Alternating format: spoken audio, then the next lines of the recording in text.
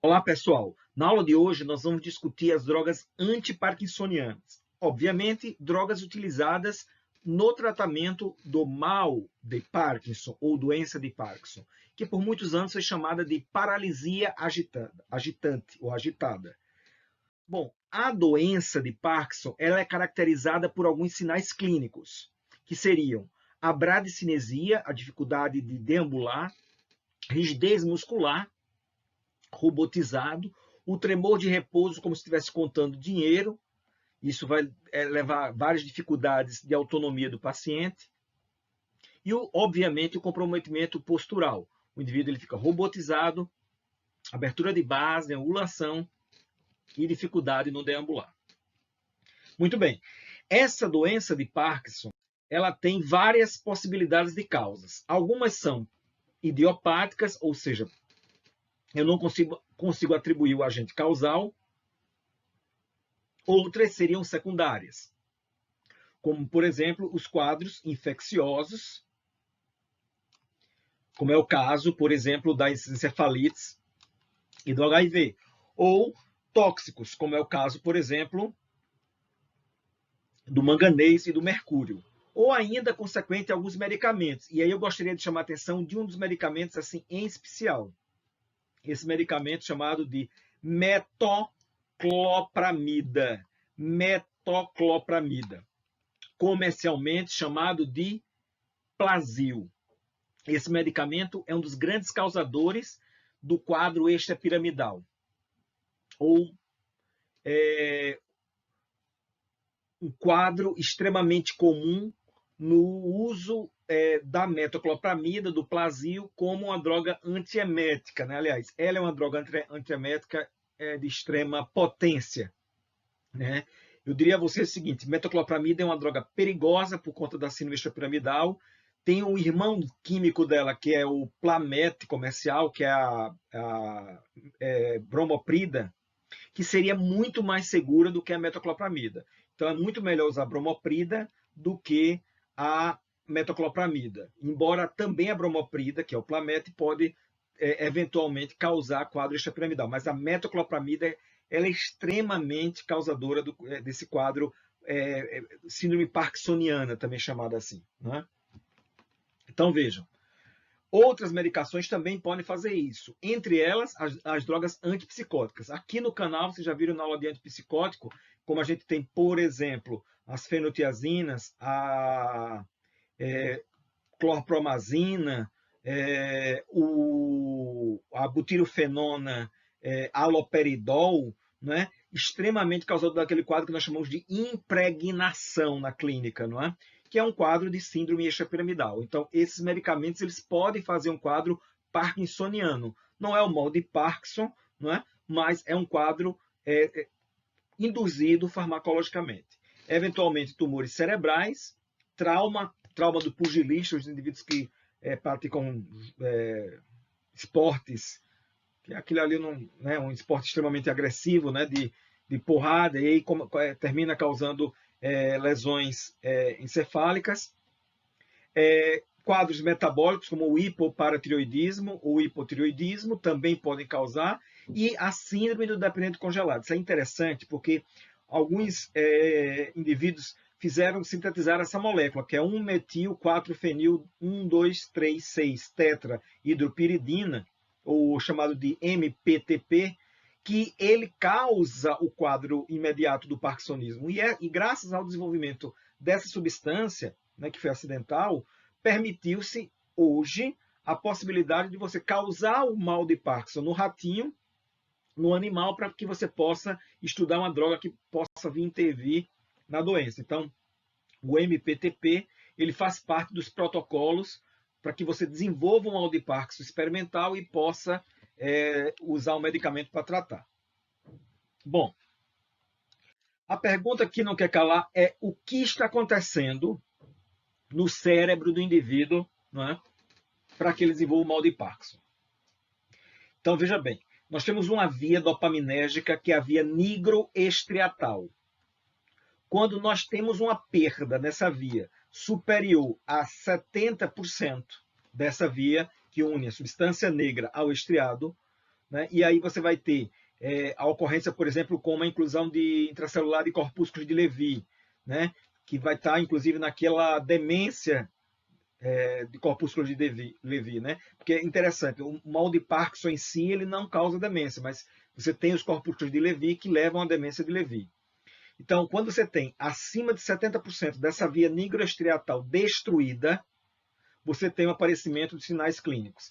E a progressão da doença ela é insidiosa, de 5 a 10 anos o indivíduo vai ficar totalmente acinético.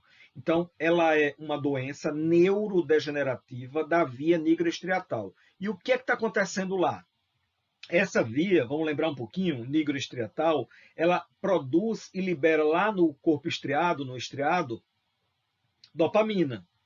Então, o que está acontecendo aí é exatamente o contrário lá da psicose da esquizofrenia. Você vai ter uma degeneração da via nigroestriatal com a redução da quantidade de dopamina lá no estriado.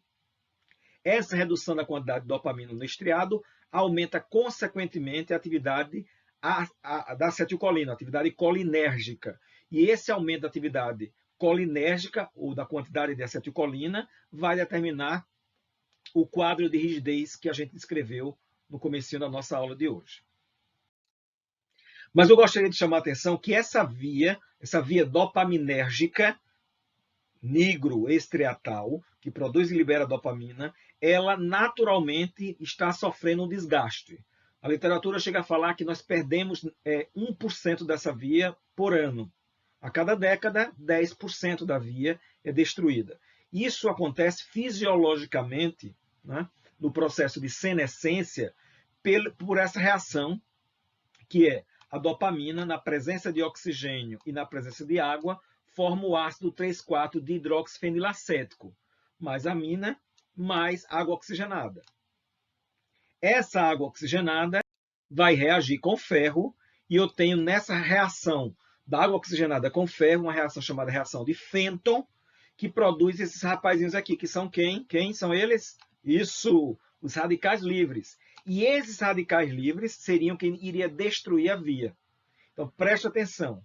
No processo de senescência, a própria metabolização da dopamina vai corroborar com o processo de destruição da via dopaminérgica. Então, a dopamina em si aumenta a reação de Fenton, ou determina a reação de Fenton, e essa reação de Fenton produz radicais livres que vão degenerar a via. Compreenderam? Então, é um processo de senescência. Então, gostaria só de lembrar da dopamina, né? Lembrar que a dopamina ela é produzida a partir da tirosina, lembra disso? Através da enzima chamada tirosina hidroxilase. Aí eu produzo a dopa. Preste atenção no que eu vou falar para vocês. A tirosina, para se transformar em dopa, ela precisa de uma enzima chamada de tirosina hidroxilase. E a dopa, para se transformar em dopamina, precisa de outra enzima, que é chamada de dopa descarboxilase. Então, a dopa, para se transformar em dopamina, precisa de uma enzima chamada de dopa descarboxilase. Tudo bem? A dopa para se transformar em dopamina.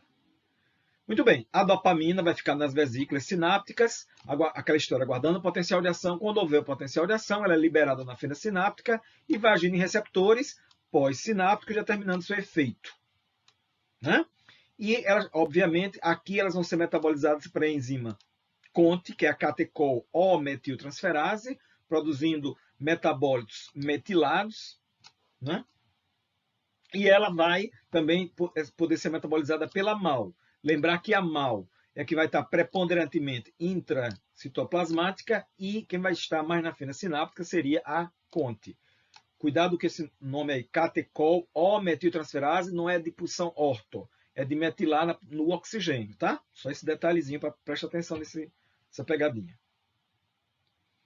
Então, qual a informação importante desse slide? Que a dopa, para se transformar em dopamina, eu preciso da enzima chamada de dopa descarboxilase. Então, veja bem. O normal é eu ter a minha forma levógera da dopa, que é chamada de levodopa. Essa levodopa, através da enzima dopa descarboxilase, produz a dopamina. Então, essa conversão da DOPA, o L-DOPA, o levodopa, forma levógira da DOPA, em dopamina, ocorre pela descarboxilação dessa. E aí, o que era DOPA, descarboxilada, vira dopamina. Essa dopamina ela pode ser metabolizada, destruída pela CONT ou pela MAO. Então, me parece o seguinte, vamos lembrar um pouquinho. No quadro do mal de Parkinson, eu tenho uma redução da dopamina. Então, se eu tenho uma redução da dopamina, eu posso ter, basicamente, aí, dois caminhos. Ou aumentar a síntese da dopamina, ou diminuir a degradação da dopamina. Se eu quiser aumentar a síntese da dopamina, eu vou agir sobre a dopa descarboxilase. Se eu quero diminuir a destruição da dopamina, eu vou inibir a CONT e a MAO, porque a CONT e a MAO iriam destruir a dopamina. Se eu quero aumentar a dopamina cerebral, eu vou inibir a CONT, eu vou inibir a MAO. Tudo bem? Nesse slide aqui, nós podemos observar esquematicamente é do Katzung, né? Ele está esquematicamente mostrando a substância negra ao estriado. Então, essa via aqui, ó, é a via que será destruída. Olha aqui, no parkinsonismo, eu tenho ação sobre essa via. Sobre essa via, tá vendo? E aí o que vai acontecer? Vai sobressair a atividade colinérgica. Então, bora gravar isso em nome de Deus. O parkinsonismo, eu tenho uma redução da dopamina e um aumento da atividade colinérgica, um aumento da atividade da acetilcolina lá no corpo estriado. Então, obviamente que o meu objetivo terapêutico vai ser melhorar, aumentar a dopamina lá do estriado e bloquear a acetilcolina. Ou um ou outro, ou os dois. Compreenderam? Porque neuroquimicamente eu tenho redução da dopamina, redução da acetilcolina ou da dopamina, redução da dopamina e consequente aumento da acetilcolina. Diferente lá da esquizofrenia. Na esquizofrenia, você tem um aumento da dopamina, um aumento da atividade dopaminérgica, você ia usar drogas para bloquear a dopamina. Por isso, quando você bloqueia a dopamina, você causa o parkinsonismo. Porque a redução da atividade dopaminérgica é o que gera o parkinsonismo. Beleza? Bom, então, se eu tenho um aumento da atividade colinérgica, uma das primeiras lógicas de tratamento do mal de Parkinson seria bloquear a atividade colinérgica, utilizando drogas anticolinérgicas. Aí nós teríamos quem aí? Triexafenidil ou triexafenidila, comercialmente chamado de Artane, biperideno, comercialmente chamado de Aquineton. Obviamente, a lógica dessas drogas seria o quê? Bloquear esse excesso de acetilcolina lá do estriado. E aí resolveria o problema. Bom, infelizmente não é tão bom assim. As drogas têm uma atividade antiparkinsoniana moderada, não seria tão intensa, e é útil no início do tratamento, ou como coadjuvante de um tratamento dopaminérgico, ou dopamimético. Por quê? Porque na hora que você utiliza uma droga anticolinérgica que vai chegar no cérebro e causar o bloqueio desse excesso de acetilcolina lá no estriado, eu vou ter uma ação anticolinérgica no corpo todo. E qual vai ser essa ação anticolinérgica no corpo todo? Esses efeitos anticolinérgicos no corpo todo. Lembram dele? Constipação, retenção urinária, xerostomia, xeroftalmia. Correto? Então, isso vai ser um problema, porque, como nós vimos, a doença de Parkinson vai ser comum aonde? Lá no meu idoso. O meu idoso já tem problemas miccionais, principalmente do sexo masculino com HPB, por exemplo, com a hipertrofia prostática benigna. E essa vai ser uma droga que vai agravar o quadro, não é? Além disso, essas drogas podem causar quadro de sedação e de confusão mental. Inclusive, fica aí os senhores navegantes, que o Artane é utilizado em raves. As galeras usam essa medicação com uma forma abusiva, para ficar tendo as ações alucinógenas do efeito anticolinérgico central. Isso é um perigo, porque pode inclusive causar parada cardiorrespiratória. Então, as drogas anticolinérgicas foram muito utilizadas no passado, hoje elas são utilizadas pontualmente como terapia coadjuvante lá na terapia dopamimética ou terapia dopaminérgica. Bom, então as drogas anticolinérgicas estão de lado. Mas qual é o nosso problema? Vamos voltar para o problema. Redução da dopamina e, consequentemente, aumento da acetilcolina. O bloqueio da acetilcolina não surtiu grandes efeitos e piorou graças aos efeitos colaterais. Então, qual seria a outra possibilidade? Usar uma droga para aumentar a liberação de dopamina, estimular a liberação de dopamina. E aí foi descoberto ao acaso uma droga, como é o caso da amantadina, que além dessa função também tem a função em receptores NMDA, receptores glutamatérgicos. Mas a amantadina, ela é um antiviral que foi observado uma melhora dos pacientes com mal de Parkinson, e uma das razões seria o aumento da produção da liberação de dopamina lá vamos dizer assim, no que sobrou da via nigrostriatal. Né? Então, é uma droga com absorção oral rápida e quase completa, concentração plasmática de 1 a 4 horas, meia-vida, que permite aí um esquema mais confortável, de 9 a 15 horas, pouco metabolizada, eliminada na urina. Então, uma droga com padrão farmacocinético interessante. Bom, mas, infelizmente, o que acontece? Ela não tem o efeito antiparkinsoniano que a gente desejava, ela tem um efeito antiparkinsoniano modesto, ela ainda tem atividade anticolinérgica, o que vai dar aqueles efeitos colaterais que nós falávamos, retenção urinária, constipação, xerostomia, xeroftalmia. E, além disso, também ela vai causar distúrbio do sono, tontura, letargia. Então, também é uma droga com limitação na sua terapêutica, a amantadina. Vamos seguir adiante. Bom, então, se eu usar uma droga para aumentar a liberação de dopamina não foi tão eficiente, eu vou dar dopamina ao paciente. Não tem problema, eu vou dar dopamina. Tranquilo. Não dá para usar dopamina. Por que não dá para dar dopamina? Porque a dopamina ela não atravessa a BHE. A dopamina ela não consegue atravessar a BHE. Então, se você aplicar a dopamina na veia, ela não vai chegar no cérebro. Não vai. Ou melhor, vai chegar a uma quantidade infimamente pequena. Não vai. De jeito nenhum. Clinicamente, não vai. Então, o que a gente pode fazer? Lembra que eu disse que a dopa se transforma em dopamina. Então, se eu não posso dar dopamina porque ela não atravessa a BHE, vez que ela é uma catecolamina, eu dou a dopa. A dopa consegue atravessar. Aí a dopa, lá no cérebro, ela vai se transformar em dopamina. Perfeito?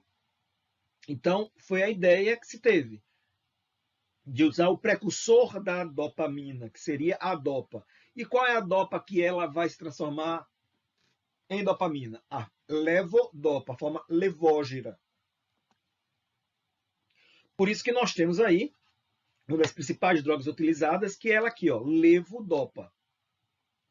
Comercialmente, elidopa, larodopa, dopar, que é a forma levógera da dopa. Compreenderam? Mas qual é o problema quando eu dou levodopa? A dopa. Lembra que eu tenho uma enzima que é a dopa descarboxilase, que transforma a dopa em dopamina. Essa enzima existe tanto no cérebro como existe fora do cérebro. Então, na hora que você dá levodopa ao paciente por via oral, 95% já é perdido na absorção. E apenas, eu queria chamar bastante atenção a isso, apenas vai chegar no cérebro em torno de 1% da dose que eu dei. E aí, grande parte da dopa se transformou perifericamente em dopamina, causando efeitos colaterais sistêmicos. E a dopamina, ela é uma substância adrenérgica, então você vai ter efeitos sistêmicos dopaminérgicos, cardíacos, por exemplo. Então, perigo. Compreenderam? Então, o que fazer, professor?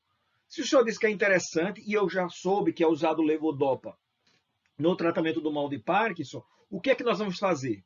Poxa, a dopa tem que chegar no cérebro, lá no cérebro a dopa se transforma em dopamina, pela enzima dopa descarboxilase. Mas eu não tenho interesse que a dopa se transforme em dopamina antes de chegar no cérebro. Então, para resolver esse problema, o que é que eu posso fazer? Utilizar uma droga que bloqueie a descarboxilação periférica. Então, quando eu vou administrar levodopa, eu tenho que, junto com a levodopa, adicionar uma droga para inibir a dopa descarboxilase periférica. Então, eu vou usar uma droga que inibe a dopa descarboxilase periférica, mas que não atravessa a BHE. De modo que eu inibo a periférica e a dopa consegue chegar no cérebro, e lá no cérebro a enzima não vai estar inibida e a dopa lá do cérebro vai ser transformada em dopamina. Tudo bem? Vamos ver essa lógica aí. Olha isso aqui. Ó. Esse desenho aqui é do Katzung, onde você está vendo, ó, levodopa isoladamente dos 100% que eu dei, 1% chegando no cérebro. Por quê? Eu vou perder já em torno de 70% a 90% lá na absorção e o restante vão ser convertidos de dopa em dopamina, perifericamente, levando à toxicidade. Que toxicidade é essa? Toxicidade causada por ação adrenérgica, porque a dopamina trata-se de substância adrenérgica, é uma catecolamina. Né? Então, não dá para usar levodopa isolada. Então, todas as vezes que vai se prescrever levodopa, você tem que associar na mesma forma galênica com a carbidopa ou com a benzerazida, que são duas inibidoras da dopa descarboxilase periférica. Carbidopa e benzerazida. Então, nesse caso, dos 100% que eu dei, consigo chegar com 10%, quando eu associo com a carbidopa, que é o inibidor da dopa descarboxilase periférica. Ela não atravessa a BHE e, portanto, não inibe a dopa descarboxilase cerebral. Tudo bem? Então, a levodopa, ela obrigatoriamente tem que ser prescrita com o inibidor da dopa descarboxilase periférica, que seria a benzerazida ou a carbidopa. E a associação aí é de 25 para 100, ou seja, 3 vezes ou 4 vezes a associação, e você vai usar 3 vezes ao dia. Bom, então, o que é que a levodopa vai fazer? Quando você der levodopa, você está dando o precursor da dopa. E aí, aquele pouco de fibra, de feixe nigroestriatal que tem lá, vai conseguir manter a produção de dopamina. Mas lembra o cavalo de Troia, na hora que eu aumento a quantidade de dopamina, eu aumento também a reação de Fenton. Se eu aumento a reação de Fenton, eu aumento a destruição. Então, na hora que eu estou dando levodopa ao paciente, eu melhoro o quadro clínico dele, porque eu aumento a dopamina lá no estriado, mas ao mesmo tempo eu aumento a reação de Fenton. E aí, o que vai acontecer? Ele melhora no começo e no uso crônico ele vai começar nesse evento chamado de desgaste, ou chamado de quadro on-off, onde ele vai ter melhoras e pioras, né? O fenômeno on-off, ou liga-desliga. Inclusive, nesse momento aí, acontecem vários eventos de cinéticos caracterizados por movimentos involuntários anormais, que seriam quadros como a coreia. Né? Então, é super interessante. É um cavalo de Troia. Né? Então, olha só. A ideia aqui foi, eu não posso dar dopamina, então eu estou dando levodopa, para que a minha L-dopa ou levodopa se transforme em dopamina. Foi a hipótese que nós vimos até agora. A outra foi usar uma droga para bloquear o excesso de acetilcolina. Né? Foi isso que a gente falou nesse instante. Então, pela via dopaminérgica, para aumentar a dopamina no cérebro, ou eu aumento a produção de dopamina, dando o precursor L-dopa, mas lembrando que nesse caso, eu obrigatoriamente, perifericamente, eu tenho que usar a carbidopa. Por que a carbidopa? Ou a benzerazida? Para inibir a dopa descarboxilase periférica, para permitir que a L-dopa consiga atravessar a BHE e consiga chegar no cérebro. Então, essa é uma opção.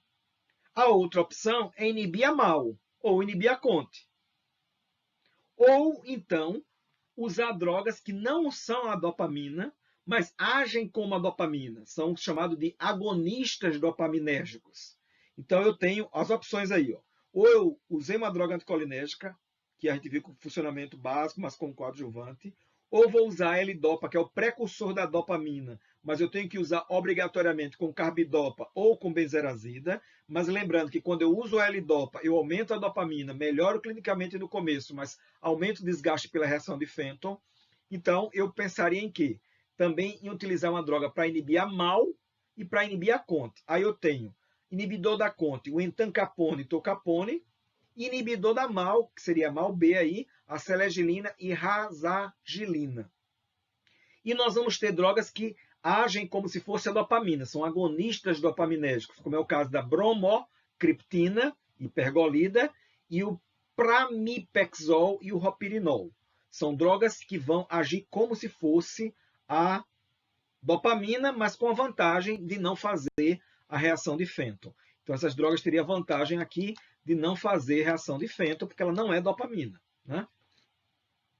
Entenderam a lógica? Bom, então, qual seria o ponto inicial? Usar drogas que imitam a ação da dopamina, mas que não é dopamina para não ter reação de Fenton. Então, os mais antigos que a gente tinha seria a bromocriptina, que é o parlodel, né, um agonista forte D2 e parcial D1, e a pergolida, que é o Celance, né, que também faz a mesma coisa. Né? Mas qual é o problema dessas drogas? Elas são derivadas do esporão do centeio, têm uma atividade alfa também e podem causar quadros de hipertensão. Então, esse é o grande problema da bromocriptina e da pergolida, o risco de hipertensão dela. Tá? Inicialmente, ela vai fazer náusea e vômito, mas a preocupação maior da bromocriptina e da pergolida é o fato delas terem uma atividade vasoativa sobre alfa-1, o que leva a crises hipertensivas ou agravamento do quadro hipertensivo. E lembra que nós estamos falando de idoso, que normalmente já tem como doença de base a hipertensão também. E aí a gente vai ter as drogas mais novas, como o ropirinol e o pramipexol, que não são derivados do esporão do centeio, são agonistas seletivos D2, específicos G2, são bem tolerados por via oral, eficazes para evitar o evento do desgaste lá do liga-desliga, porque não vai fazer a reação de Fenton. Né? Você consegue obter uma dose terapêutica dentro de 1 a 2 semanas, então tranquilamente o paciente vai recuperando. Você vai ter de complicação, fadiga, náusea e um problema que é relativamente importante para o paciente, que é o distúrbio do sono. Lembrando que normalmente nós estamos falando de paciente idoso que normalmente já tem distúrbio de sono associado. Bom, então o ropirinol e o pramipexol veio como uma grande opção, por quê? Porque seria uma droga que não causaria o evento de desgaste oxidativo, aquela reação de Fenton. Então, ela está cada vez mais sendo utilizada em substituição levodopa, justamente por isso. Por não causar esse quadro de desgaste oxidativo que iria agravar o quadro. Porque é uma droga que age sobre o receptor da dopamina, mas que não é dopamina. Então, sua ação mais longa tem menos tendência de causar o evento liga-desliga e a discinesia, porque não faz o desgaste. E a preocupação é que a levodopa possa contribuir para o estresse oxidativo, e no caso dela, ela não faz esse estresse oxidativo, vez que ela não é a dopamina, é uma droga, a imagem e semelhança da dopamina. Bom, a outra possibilidade seriam drogas que inibem a CONT, como é o caso do tolcapone, ou tolcapona, e entancapone ou entancapona. Bom, se eu quero aumentar a dopamina, outra situação seria inibir a CONT, que é a enzima que destrói a dopamina. Mas aí o que vai acontecer se eu inibo a dopamina, criança? Se eu inibo a enzima que destrói a dopamina? Eu vou aumentar a dopamina no cérebro como um todo. E se eu aumento a dopamina no cérebro como um todo, o que é que nós vamos ter? Excesso de dopamina cerebral, confusão, alucinação, um quadro de psicose. Né? Então, de um lado, eu tenho uma redução da possibilidade de desgaste oxidativo, eu tenho uma melhora clínica do paciente, mas eu tenho um risco grande de confusões e alucinações por conta do aumento da atividade dopaminérgica. Outro dado interessante do tolcapone e do entancapone é que eles têm, principalmente o tolcapone, a possibilidade da hepatotoxicidade, e que você já pode ver em torno de 2% dos pacientes a apresentar a elevação das transaminases, o que significa uma grande potencialidade de dano hepático. Né? Bom, o entancapone ele tem uma duração de ação um pouquinho mais curta, cerca de 2 horas, né, em relação ao tolcapone, que tem uma ação um pouco mais longa. Mas o entancapone já seria um pouquinho mais seguro em relação à questão hepática, embora também tenha o risco de hepatotoxicidade, inclusive inicialmente de elevação das transaminases. Bom, a outra opção seria usar uma droga que inibisse a MAO-B, a MAO cerebral, porque se eu inibo a MAO é outra enzima que destrói a dopamina. Então, se eu inibo a MAO, eu também vou aumentar a quantidade de dopamina. Novamente, vai incorrer naquela situação. Né? Então, qual seria a droga? Selegiline, né? Mas o que é que essa selegiline faz? Essa selegiline ela é absorvida rapidamente, metabolizada, e quando metabolizada, a selegiline produz anfetamina e metanfetamina como metabólitos ativos. Então, já dá para perceber o que vai acontecer aí, né?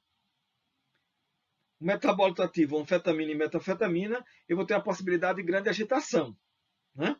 Então, ela vai interagir, por exemplo, com a meperidina, que é a dolantina, né? Um analgésico opioide causando torpor, rigidez, agitação. Ela vai interagir com os antidepressivos tricíclicos, com os inibidores de recaptação de serotonina, né? Então, é uma droga relativamente perigosa, a selegiline, e o interessante, né? Ela não oferece os benefícios que você imaginaria que ela vai oferecer. Quando você inibe a MAO-B, inibe a MAO-B, vai aumentar a dopamina, melhora o mal de Parkinson. O efeito terapêutico dela é baixo em relação à potencialização da ação adrenérgica e o risco que você tem da mania, por exemplo, né? Um dado interessante é que ela inibe a enzima de forma irreversível. A MAO-B de forma irreversível. Tudo bem? Beleza? Então, ó, era essa viagem básica que nós íamos fazer hoje nas drogas que tratam o mal de Parkinson. Clique, dá joinha aí no canal, se inscreve no canal e vem com a gente. Nas nossas videoaulas tem mais assuntos aí interessantes na área de neuro, na área de farmacologia geral. Um grande abraço, fique com Deus e até a nossa próxima videoaula.